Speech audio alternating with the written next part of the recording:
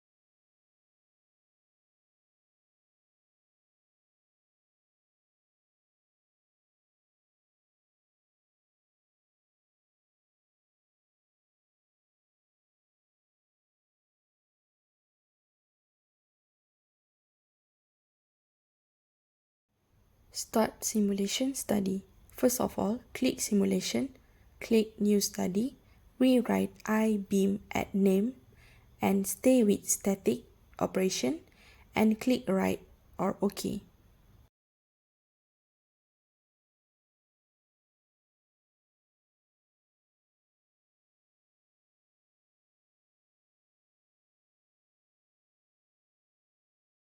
Apply material.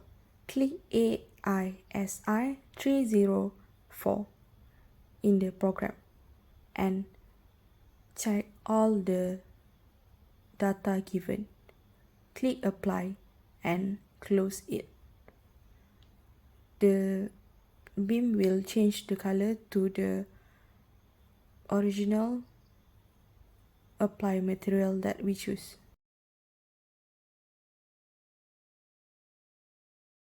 Apply feature. Right-click at feature and click Fix Geometry. Turn around the beam and choose the bottom part. Click two squares that we made before and click right OK.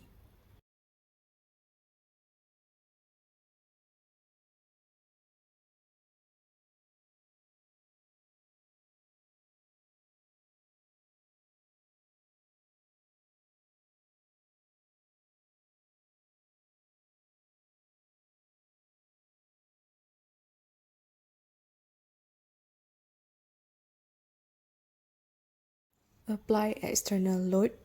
Right-click external load. Click force. As I change to metric G, put 100 kg at kgf, which is kg force.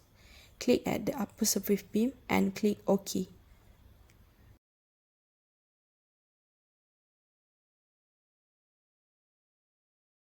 Create mesh. Right-click at mesh. Click Create Mesh. Check parameter, make sure in mm. Click right OK.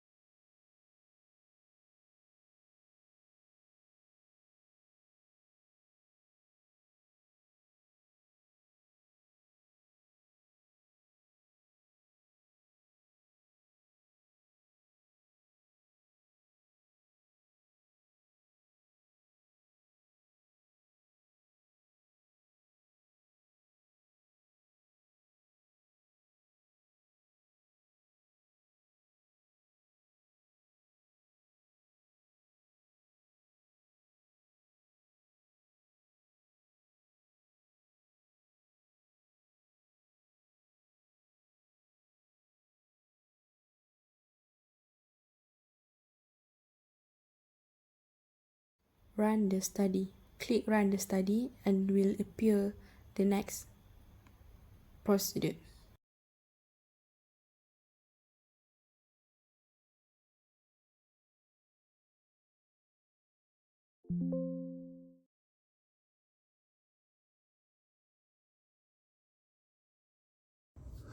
In this video, we are analyzing the stress distribution of I-beam under load using SOLIDWORKS simulation.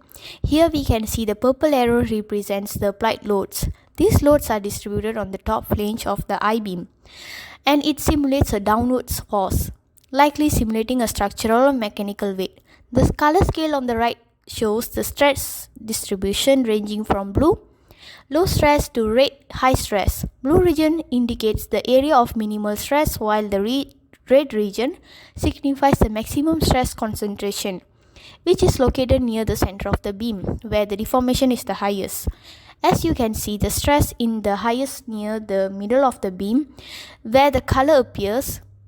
This suggests that the material at this point is under the greatest strain due to the applied loads.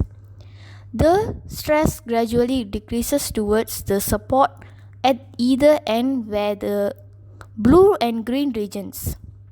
The stress values are listed along the color scale, ranging approximately 3.1 times 10 power of 7 n over m squared, with the yield strength of 2.068 times 10 over 8 n over m squared. The beam's material is still well within its elastic limit, indicating the non-permanent deformation is expected at this load level. This simulation helps engineers understand how the I-beam behaves under the load, ensuring that it can safely withstand stress without failure.